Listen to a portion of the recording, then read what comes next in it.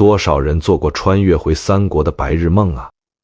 底下一堆高赞答案全是羽扇纶巾的诸葛亮，或者横槊赋诗的曹孟德。我每次看到这种帖子，都想顺着网线过去摇醒他们，快别做梦了。根据《三国志》里冷酷无情的数据统计，如果你今天真的全虚全伪穿回去了，你大概率连片头曲都熬不过去。真实的汉末三国根本不是你想象的那种超级英雄疯狂输出的浪漫史诗，它本质上是一场死亡淘汰率高达 80% 的真人版大逃杀地狱。当你满怀激动翻开那本厚如砖头的《三国志》，第一眼看到的绝对不是什么金戈铁马的酷炫特效，而是4个字：天下大乱。千万别被小说骗了，以为这场大乱是因为朝廷里那几个太监或者董卓在密室里开黑搞出来的。事实上，这场悲剧的开端是一场老天爷直接拔了网线的生态与生存大灾难。东汉末年，地球气候诡异进入小冰河期，气温跳水般骤降，干旱、水灾、蝗灾轮番在这片土地上开 VIP 包场。原本能养活一家老小的良田，冻得连一粒能下锅的粮食都长不出来。老百姓开启了人类历史上最硬核的荒野求生模式，先是吃光树皮，再吃光草根，最后被逼无奈，只能去啃那种吃下去不仅不管饱，还会把肠子堵死的观音土。当你以为吃土已经是人类尊严的底线时，史书极其冷静地甩出3个字：人相食。在这个史无前例的大饥荒面前，什么孔孟之道，什么仁义道德，全被饿瘪的胃酸消化得干干净净。活下去成了当时唯一的最高级的宗教信仰。头上裹着黄毛巾的农民们举起了锄头造反。后世的专家总喜欢给他们安上什么推翻封建统治的伟大帽子，但哪有那么多宏大叙事？张角兄弟俩拉队伍的底层逻辑极其简单粗暴，大家今天不一起去抢官府的粮仓，明天就得在锅里互相见面，仅只是因为不造反就会活活饿死罢了。但这只是地狱模式的第一个新手村关卡，伴随着饥荒和战争，手拉手走来的是古代世界最勤奋的顶级杀手——瘟疫。史书上这场横扫天下的灾祸被称为建安大疫，它的 KPI 完成度惨烈到丝毫不亚于后来差点团灭欧洲的中世纪黑死病。曹植在文章里描绘过当时的惨状，家家有僵尸之痛，整条的村庄直接死到连个能喘气的人都没有。最讽刺的是，那会儿连专门负责哭丧的人都失业了，因为剩下的活人不仅没钱办白事，更是连挤出2滴眼泪的力气都没了。这场瘟疫最大的特点就是绝对的众生平等，他根本不看你的简历，也不管你爹是谁。普通老百姓死如草芥也就算了，就连那些高高在上的文人名士也被死神成批地装进盲盒里带走。当时文化圈最顶流的男团建安七子里面，居然有5个人就是在这场大瘟疫中毫无牌面的病死的。就在老百姓在瘟疫和饥荒的双重暴击下苟延残喘的时候，大汉朝的统治阶级不仅没有发救济金，反而还嫌他们死得不够快，狠狠地给他们补了一刀。西凉军阀董卓进京了，这位仁兄不仅带来了杀人如麻的西凉铁骑，更给大汉帝国带来了一场堪称毁灭级别的金融海啸。董卓为了养活自己手里那支嗷嗷待哺的庞大军队，干了一件让历代经济学家看了都要直呼外行的荒唐事。他直接废除了自汉武帝以来流通了几百年、信誉极好的法定货币5铢钱。这疯子下令砸毁了长安和洛阳城里那些精美的文物铜人、铜钟，最后连老百姓家里用来照镜子的铜镜都被扒走，全部扔进炉子里熔了，用来铸造极其劣质的小钱。这种小钱粗制滥造到什么地步？连钱币上的字都没有，边缘像锯齿一样磨手，风一吹都能飘起来。这波骚操作直接引爆了人类历史上最早的恶性通货膨胀之一，钱贬值得连废铜都不如，物价则如同坐上窜天猴一般狂飙。史书记载，当时一担谷子的价格被炒到了数万钱，甚至几十万钱。普通老百姓省吃俭用，攒了一辈子的积蓄，一夜之间全成了垃圾。大汉帝国的货币体系瞬间崩溃，人们被逼得只能倒退回以物易物的原始社会，拿着布去换米，简直荒谬到了极点。繁华的洛阳城被董卓一把火烧成了大型垃圾场，大汉的威严彻底荡然无存。从黄巾起义到三国鼎立初期，短短几十年的时间里，全国的人口就像被灭霸打了响指一样，从5000多万断崖式暴跌到只有1600多万，消失的3000多万人构成了这个修罗场里最廉价、最无足轻重的消耗品。在这种吃人不吐骨头的极端环境里，你以为那些割据一方的诸侯每天都在开军事会议研究怎么走位吗？错，摆在他们面前最核心的战略问题，根本不是什么阵型和计谋，而是每天睁眼就要面对的灵魂拷问：老子今天上哪儿搞一口吃的去？因为一旦断了粮，根本不用敌人来打，手底下的士兵立马就会哗变，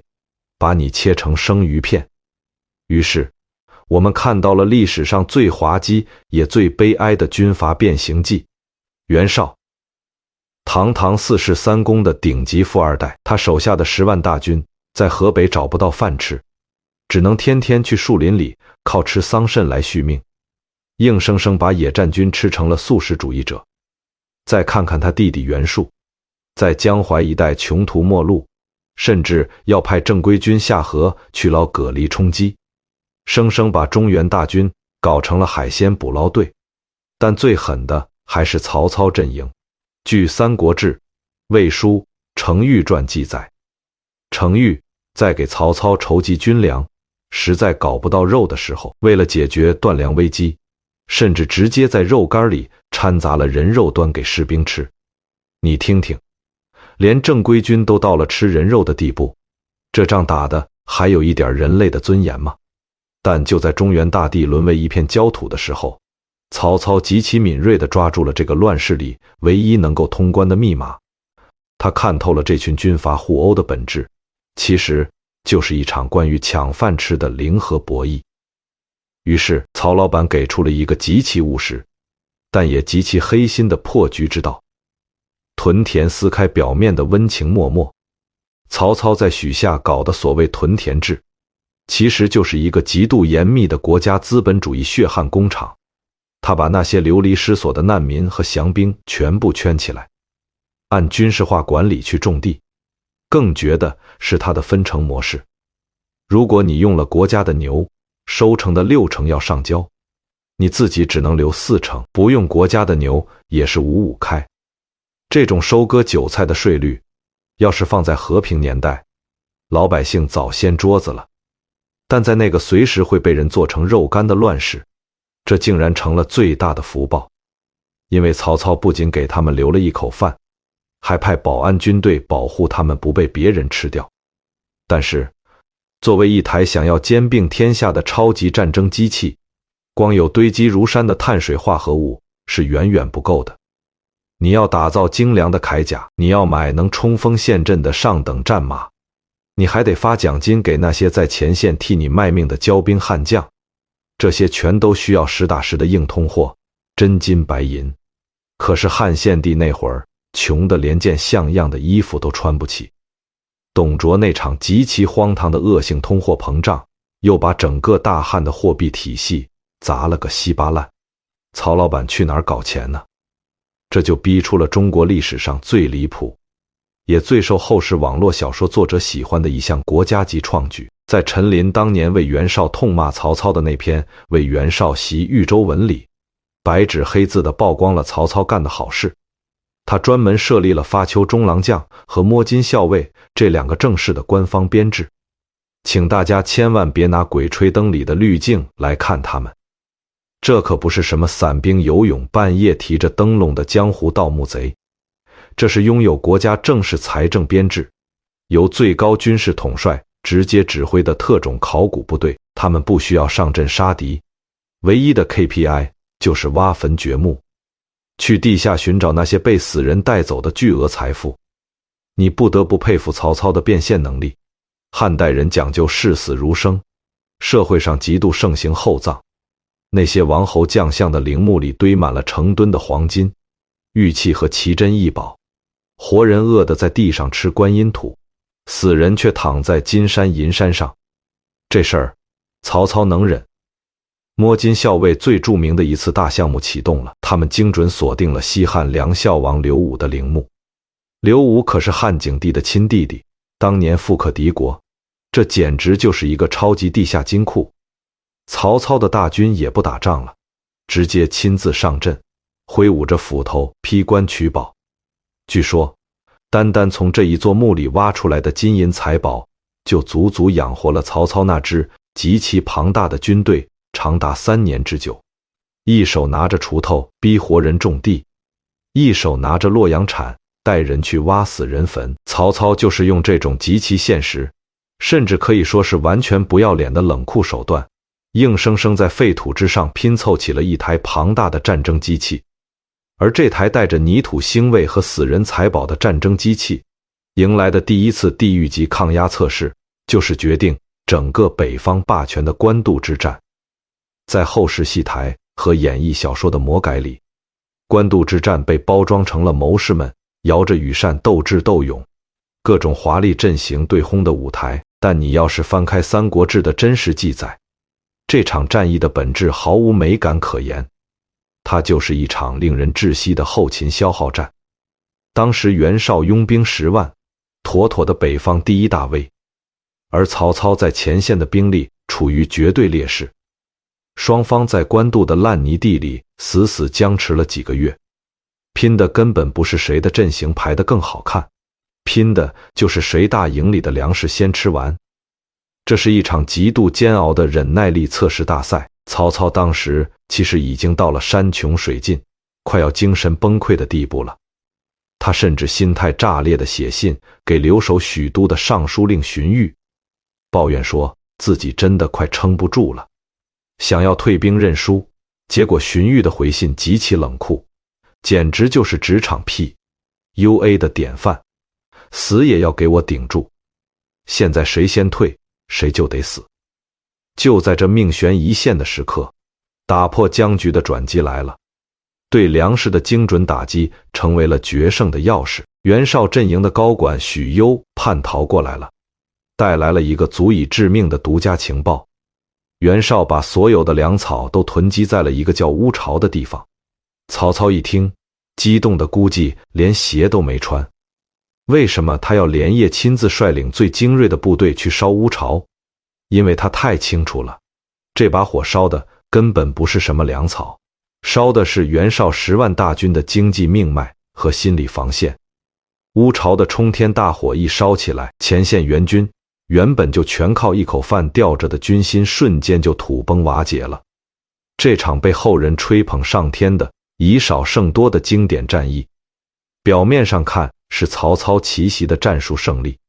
骨子里却是因为曹操通过屯田积累下来的抗压能力，硬生生的把后勤管理极度混乱的袁绍给熬死了。北方霸权这家大公司的归属就这样在乌巢的灰烬中尘埃落定。随着中原地区逐渐安定，战争的血腥气稍稍散去了一点。在这个以邺城为中心的新政治舞台上，一种属于乱世的独特文化开始像野草一样野蛮生长。打赢了官渡之战，基本平定北方的曹操把大本营定在了邺城。在那片刚刚经历过战火、饥荒和瘟疫洗礼的土地上，他不仅建起了气势恢宏的铜雀台，更破天荒地搞起了一个庞大的国家级文学沙龙。过去我们总以为三国时代的人每天脑子里只有打打杀杀和夺权，但实际上，当人类经历了极端的死亡恐惧和朝不保夕的动荡之后，往往会产生一种强烈的应激反应，爆发出狂热的生命意识。这种极端的生命意识投射到文化上，就形成了中国文学史上极其璀璨的4个字：建安风骨。大家听好了，建安风骨绝对不是太平盛世里那些小鲜肉们无病呻吟的华丽辞藻，它是从死人堆里爬出来的幸存者，对生命最痛苦也最真实的呐喊。你再去读一遍曹操的《短歌行》，对酒当歌，人生几何，譬如朝露，去日苦多。如果你脱离了东汉末年千万人口锐减的真实背景，你很难体会到那几句诗里刺骨的悲凉。今天还在跟你一起喝酒吹牛的兄弟，明天可能就会死于一场毫无征兆的瘟疫，或者在一场突如其来的兵变中被砍了脑袋。生命脆弱的就像早晨的露水，太阳一出来就蒸发了无影无踪。所以在建安文学里，你总能看到一种极度分裂的朋克气质，一方面是对人生苦短的极度绝望和悲观，另一方面又是因为时间不多了，必须要赶紧建功立业，在世界上留下点什么的极度狂热。当时中国最顶尖的大脑，以曹操、曹丕、曹植父子3人为核心，加上咱们前面提到的建安七子，全都聚集在邺城。他们脱下了沉重的铠甲，换上长袍，在宴席上以诗歌为武器，进行着另一种精神上的狂欢。曹丕写下了中国文学史上第一首完整的7言诗《燕歌行》，字里行间全都是连年征战带来的骨肉分离之痛。而才华横溢的曹植则用极具画面感的文字，描绘出了游侠纵死、峡谷乡的致命浪漫。但这层浪漫的窗户纸实在是太薄了，底色依然是残酷的死亡。正如我们在第一部分提到的，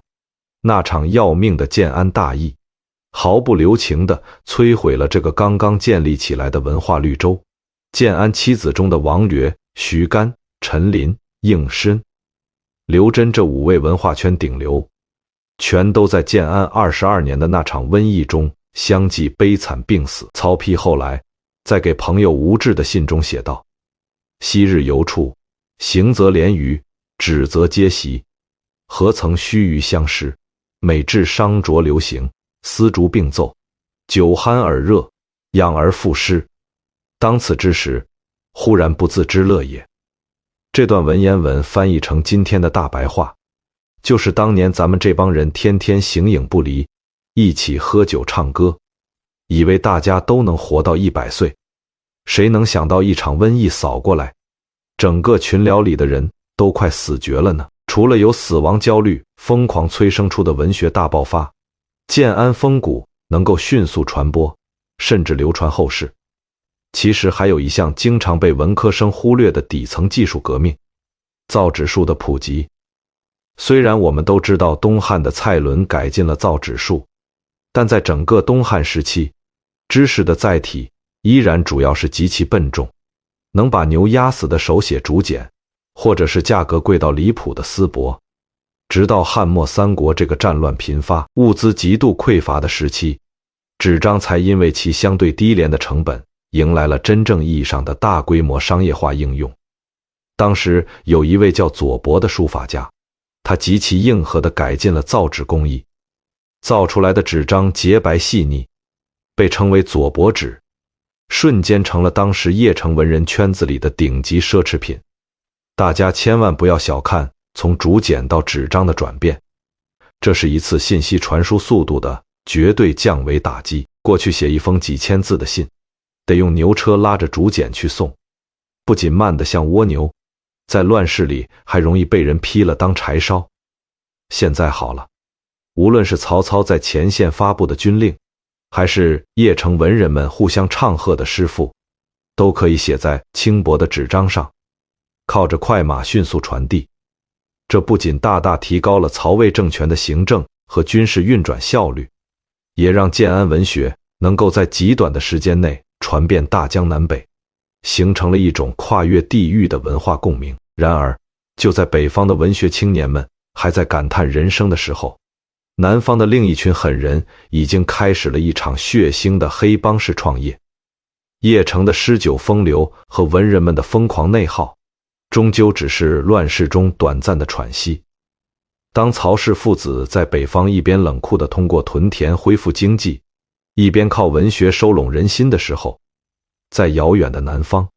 另一股截然不同的政治势力正在长江天险的掩护下悄悄发育壮大。如果说曹魏的政权是靠枪杆子和冷酷的法度硬生生打出来的，那么这股盘踞在江东的势力，则从一开始就带着浓厚的黑帮结盟色彩，浑身上下充满了内部的利益勾兑与血腥的暗流。过去受了《三国演义》那些小说的蒙蔽，我们总觉得孙权手下那帮文臣武将是一团和气，大家君臣相得，齐心协力地保卫江东碧水蓝天。但这简直就是被加了10层美颜滤镜的假象。如果你掀开正史的底牌，你会绝望地发现，东吴政权的建立从头到尾都伴随着极其残酷的内部大清洗和让人作呕的政治妥协。咱们先扒一扒他们的发家史。孙坚和孙策这对号称江东猛虎的父子，对于江东这块土地上的原住民来说，其实是彻头彻尾的外地人。他们带着从淮泗一带招募来的骄兵悍将渡江而来，这根本不是什么王者之师，他们就是用极其暴力的手段硬生生砸开江东大门的武装黑社会。孙策当年能以极快的速度平定江东，靠的是什么？以德服人吗？完全是物理超度。江东本地那些有名望的士族首领，只要敢说半个不字，就被他杀得血流成河。但是杀戮虽然能快速征服土地，却永远无法建立起一个能够持续收税的长久统治。所以当孙权以一个17岁少年的单薄身份接手这块沾满鲜血的基业时，他面临的根本不是什么锦绣江南，而是一个随时会分崩离析的超级烂摊子。为了稳住局势，保住自己的项上人头，孙权做出了一个改变东吴整个历史走向的决定。他认怂了，向江东本地的门阀士族彻底低头了。当时的江浙一带，真正掌握着土地、人口和财富的是4个根深蒂固的庞大家族，也就是所谓的顾、陆、朱、张4姓。孙权为了换取他们的支持，开始疯狂地出卖手里的政治股权。他把政府的高级官职大量分配给这4大家族，甚至允许他们拥有自己的私人武装，还大笔一挥，给了他们不用交税的特权。从这个时候起，东吴政权的本质就彻底变味了，它变成了一个由外来军阀和本地土豪联合控股的庞大集团。孙权只是名义上坐在台前的掌舵人和 CEO， 但底下的那些江东大族们才是随时能掀桌子的董事会成员。他们随时可以为了保护自己的家族利益，在关键时刻给这台国家机器踩下刹车。弄懂了这个极其魔幻的股权结构，你也就解释了为什么后来赤壁之战前夕，东吴满朝文武，尤其是那些本地士族，几乎异口同声地劝孙权投降曹操了。因为对于这些门阀来说，无论是姓孙的当老板，还是姓曹的当老板，只要不触碰他们在江东的庄园和土地，谁当皇帝根本无所谓。打仗那是 CEO 的 KPI， 保住庄园才是董事会的底线。但在这种互相算计的妥协之外，摆在东吴这家集团面前最致命的问题，和北方的曹操一样，依然是那个让人头皮发麻的词：人口。东汉末年的大瘟疫和战乱，让原本就不算人口密集的江南地区变得更加地广人稀。没有人口，土地就只能长荒草，军队就没有兵源补充。曹操的解决办法是搞残酷的军屯，把北方的流民死死绑在土地上当干电池。而孙权和江东门阀们想出的解决办法，则要血腥和原始得多。他们把贪婪的目光投向了绵延在江浙皖交界处的崇山峻岭，那里生活着几百万为了躲避战乱和沉重赋税而逃入深山的流民与原住民。史书上给了他们一个统一的称呼，叫做山越。在整个三国的正史记载中，东吴有一项长达半个多世纪的常规军事行动，叫做讨伐山越。如果你仔细看《三国志》，你会发现东吴那些威名赫赫的名将，比如吕蒙、陆逊、贺齐，他们人生中很大一部分的战绩根本不是跟曹操打，也不是跟刘备打，而是在大山里像猎犬一样围剿山越人。这根本不是什么保卫边疆的卫国战争，这分明就是一场赤裸裸的系统性的人口掠夺大行动。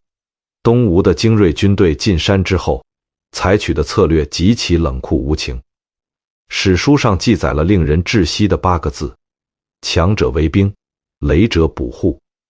这句话翻译过来的现实就是，把山越人抓下山之后，年轻力壮的男人直接编入军队，充当上前线送死的炮灰，而老弱病残和妇女则全部分给东吴的将领和士族，沦为替他们免费种地的农奴。就拿大名鼎鼎的陆逊来说，当年他仅仅在会稽鄱阳一带，就一次性抓捕了数万山越人，极大扩充了自己的私人武装。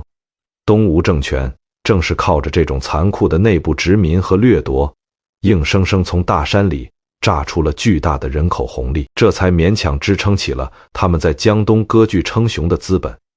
为了配合这种大规模的抓壮丁行动以及对长江天险的绝对控制，东吴被迫点出了一项当时世界上最顶尖的科技术——造船业。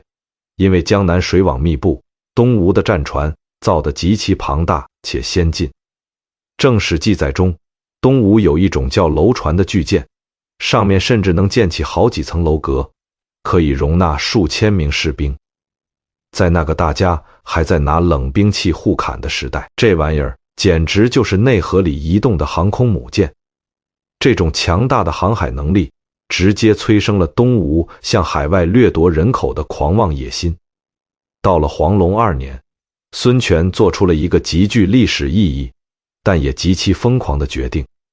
他派将军尉温和诸葛直率领整整1万名全副武装的甲士，组成了一支庞大的舰队，浩浩荡荡的出海，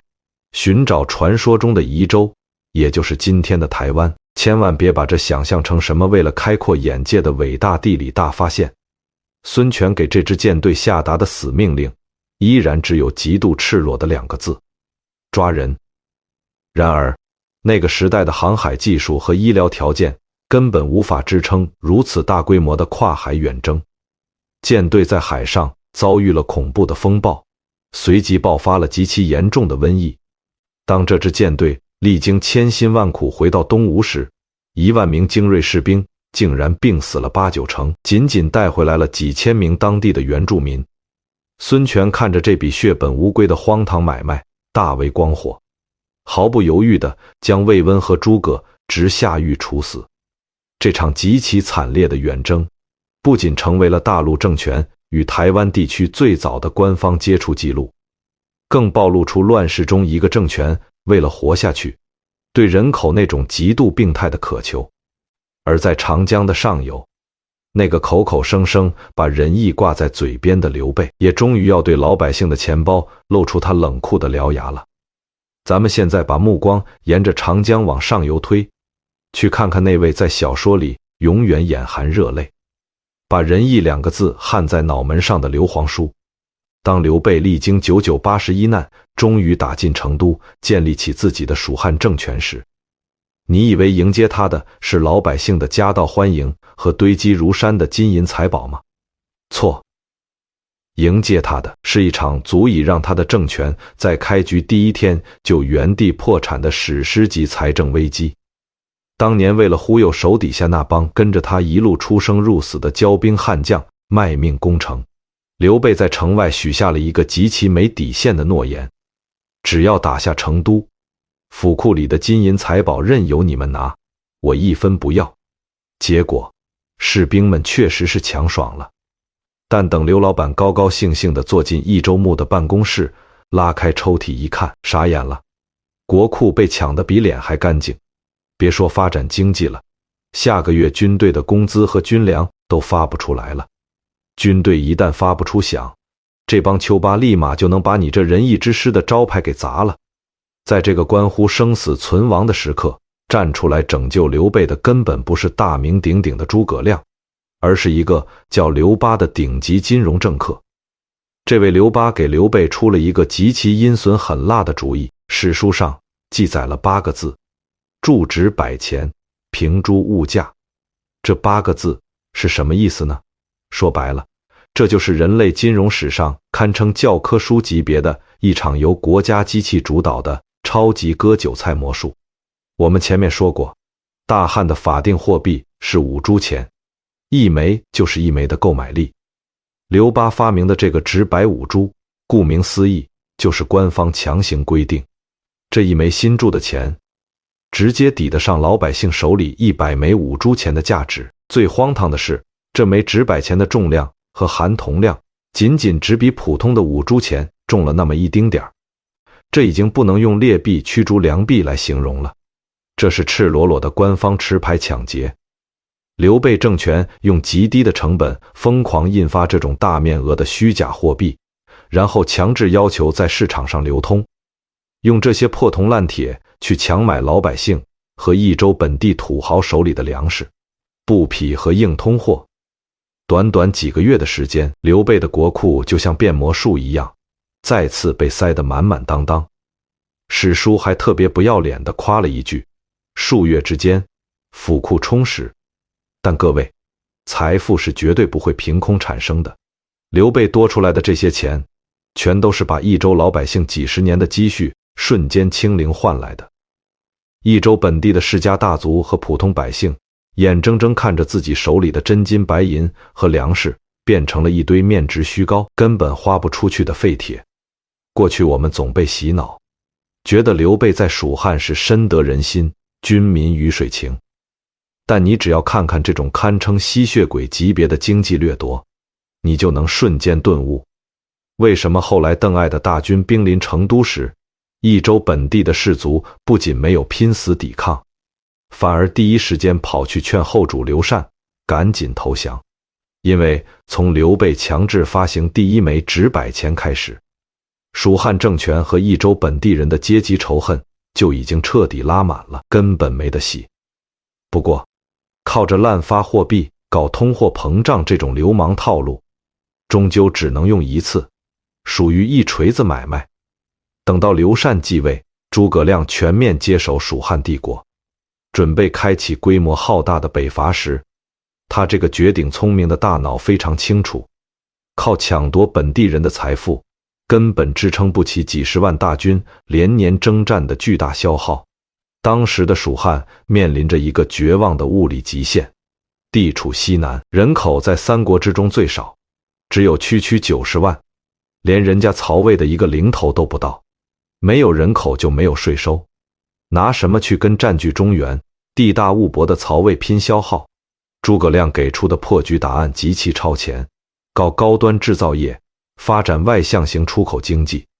而支撑起整个蜀汉帝国军事机器的终极密码，就是当时真正的硬通货——蜀锦。大家千万不要以为蜀锦只是一块好看的布料，在古代，丝织业绝对是实打实的高科技产业。蜀锦的制造工艺极其复杂，需要极其庞大且精密的提花织机，还需要海量熟练的专业技术工人。在那个物资匮乏的冷兵器时代，蜀锦的地位就相当于今天的顶级奢侈品加上高端芯片，是毫无争议的绝对核心资产。诸葛亮对蜀锦产业的重视程度到了令人发指的地步，他亲自设立了锦官这个专门的政府部门，直接由国家暴力垄断蜀锦的生产和销售，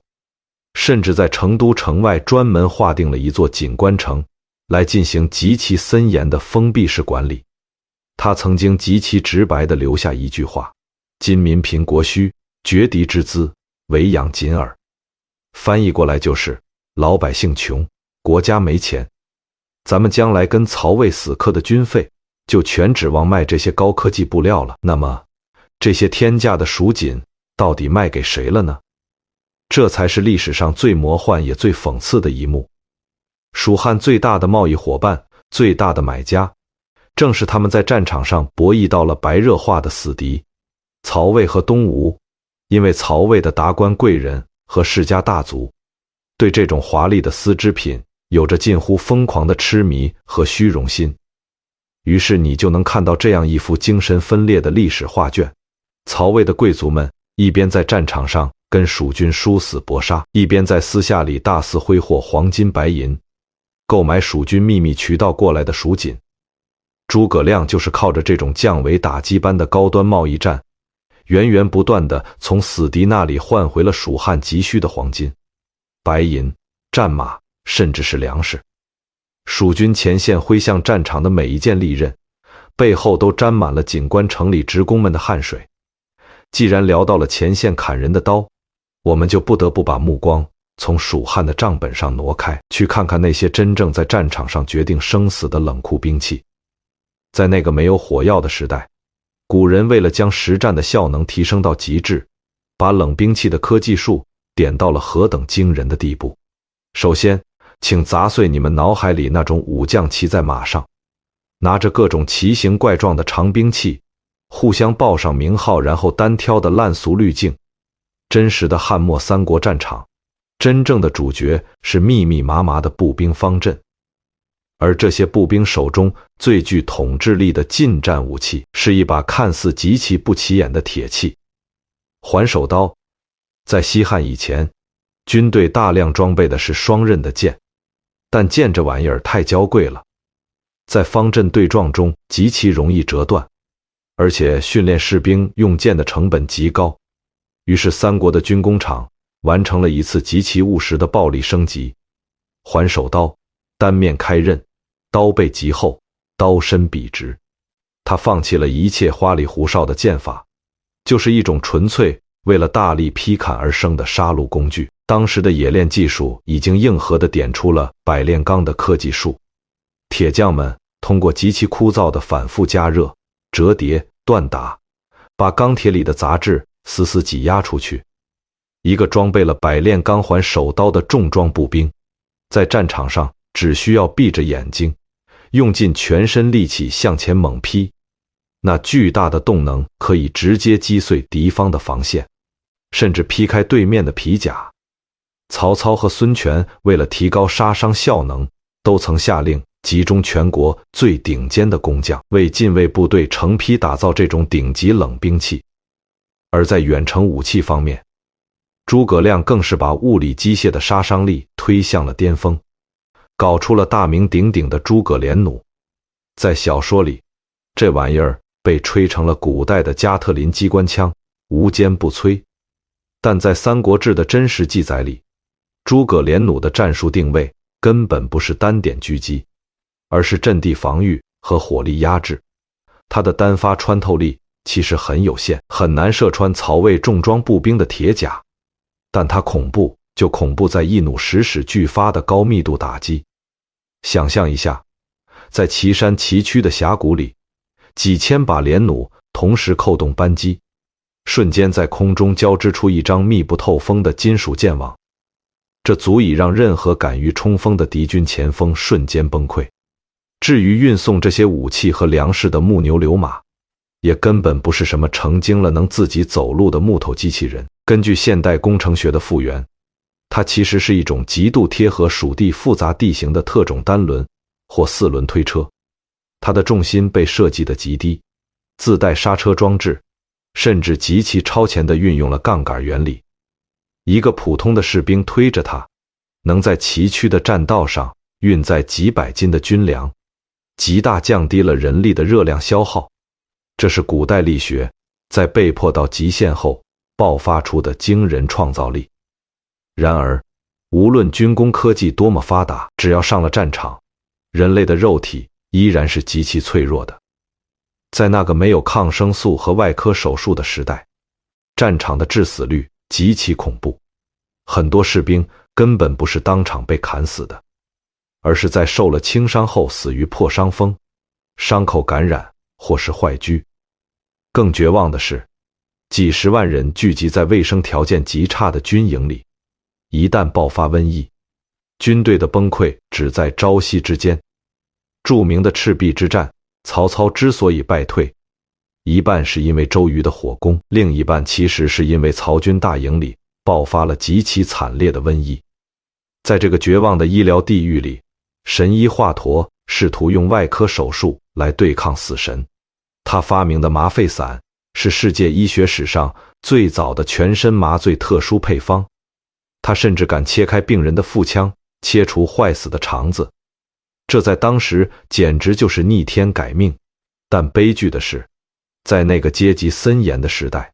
技术人员的地位低贱如泥。曹操杀华佗，不仅仅是因为生性多疑，更是因为统治阶级对这种不听话的底层技术人员有着绝对的生杀碾压权。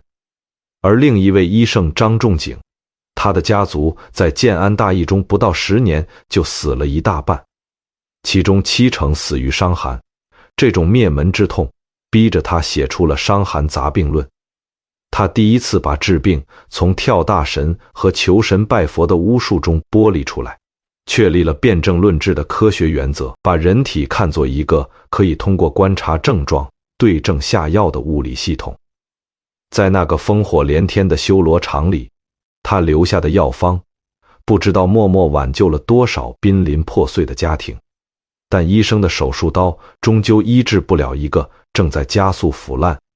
走向绝对固化的社会制度。刚才咱们聊到了战场上的刀光剑影和医疗地狱，但是对于那些在泥潭里挥舞着环手刀、射空了最后一支连弩的底层士兵来说，最可悲的事情是什么？是他们根本不知道这个天下，无论最终打下来归谁，都不可能属于他们。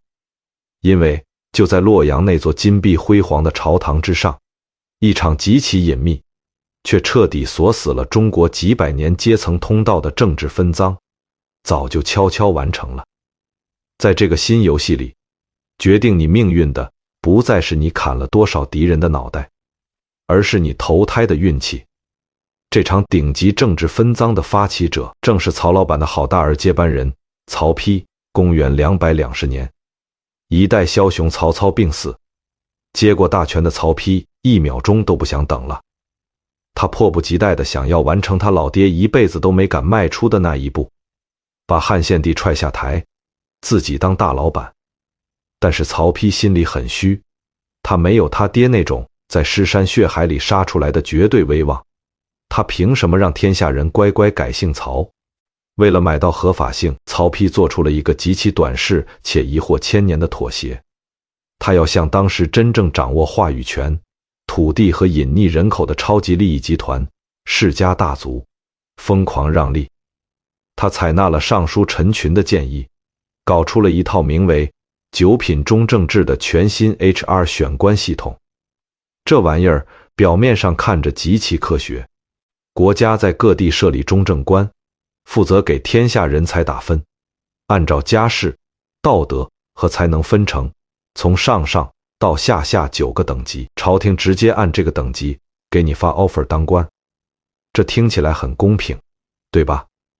但实际上，这套系统里留了一个足以毁灭帝国的致命后门。谁来当这个手里握有生杀大权的中正官？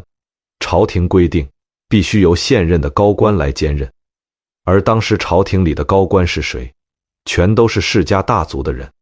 这直接形成了一个完美的闭环。世家大族的人当评委，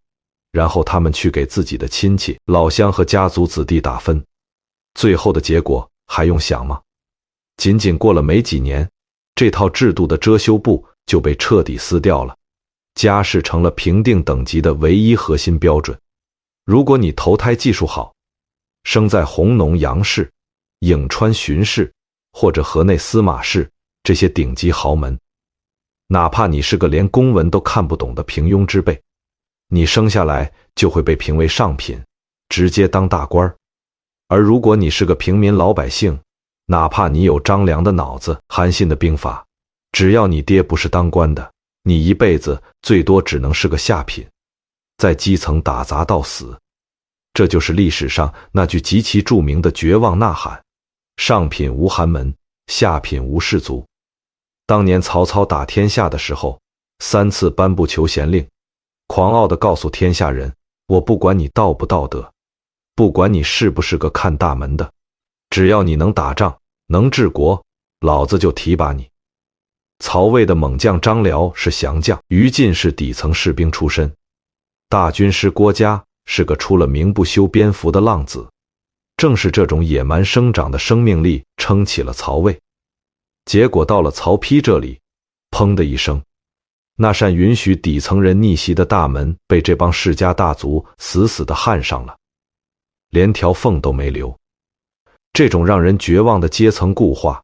直接导致了整个社会价值观的彻底扭曲。年轻人还看什么兵法、法学、治国理政，没用了。大家见面只比拼谁家的族谱更长，谁家的庄园更大。而对于那些真正有才华却又身处权力漩涡中心的知识分子来说，这种政治空气简直就是恐怖片。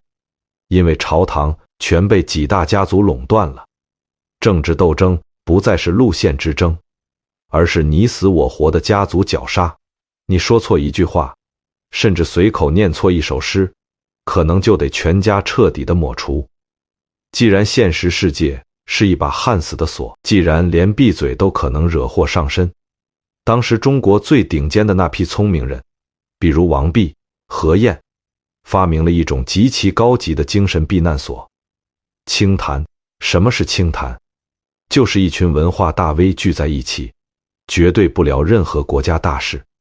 不聊民生疾苦，甚至连菜价都不聊，他们只聊最抽象的哲学：什么是无，什么是有。表面上看，这是深不可测的魏晋玄学，骨子里，这就是在政治恐怖的高压下，为了不被特务抓到把柄而不得不说的高级废话。但是光靠精神胜利法是无法麻痹恐惧的。于是这场扭曲的逃避迅速演变成了一场极其辣眼睛的生理狂欢。服食50散，这东西本来是医圣张仲景用来治疗重度伤寒的猛药，里面全是些硫磺、石钟乳之类的烈性矿物，结果被这帮绝望的知识分子改良成了一种古代的精神致幻成分和兴奋剂。吃下50散后，人的体温会急剧升高，皮肤变得极其敏感脆弱，连穿稍微紧身一点的衣服都会把皮磨破。为了散热保命，当时的达官贵人们被迫脱下庄重的朝服，换上极其宽大透明的衣衫，踩着木屐，甚至好几个月都不洗澡，不洗衣服，任由身上长满虱子。吃完药，他们还得像疯子一样在大街上狂奔暴走，这叫行散。各位，你能想象那个画面吗？在这个自诩为礼仪之邦的国家里，最顶尖的知识分子披头散发，在大街上当众放浪形骸，手里还拿着个抓虱子的痒痒挠，这在今天看来绝对是精神病院跑出来的。但在那个时代，这却是全社会疯狂追捧的最高级的魏晋风度。这根本不是什么洒脱，这是他们在极度黑暗的政治高压下，用极其变态的自我摧残来发出的绝望求救声。而把这种绝望的抵抗推向美学极致的，就是大名鼎鼎的竹林七贤。这7个才华横溢的男人彻底放弃了考公上岸的念头，跑到洛阳城外的竹林里，天天喝酒发疯。阮籍为了躲避当朝权臣司马昭的联姻试探，竟然每天把自己灌得烂醉如泥，一连醉了整整60天，硬是让司马家派来的媒人连一句完整的话都插不上。而玄学顶流嵇康更是直接拒绝做官，光着膀子在大树底下打铁，用傲慢的姿态向那个虚伪的朝廷公然蔑视竹林七贤的每一次大笑，底色全都是令人窒息的恐惧。他们怕什么？他们怕的就是那个正在幕后磨刀霍霍，彻底撕下人类道德伪装的终极野心家家族河内司马氏。当文人们在竹林里发疯的时候，曹魏的4朝元老司马懿正在上演中国历史上最令人毛骨悚然的奥斯卡级演技。为了麻痹政敌曹爽，70多岁的司马懿装作中风偏瘫，连喝药都要故意把汤汁漏得满身都是。当曹爽终于放下戒心，陪着小皇帝出城扫墓的那一刻，这个看似快咽气的老头瞬间跃起，披甲上马，发动了彻底终结三国的高平陵之变。这场政变最可怕的地方，根本不是什么战术奇袭，而是司马懿亲手把中国古典政治里最后一丝道德底线扔在地上，踩了个粉碎。为了骗手握重兵的曹爽投降，司马懿指着洛水发下极其恶毒的毒誓，甚至请出朝廷元老做担保，承诺只要曹爽交出兵权，绝不杀他，保他一世富贵。洛水是古代最高规格的承诺，曹爽这个傻白甜信了。结果曹爽刚交出兵权，司马懿瞬间翻脸，立刻以谋反的罪名将曹爽及其党羽，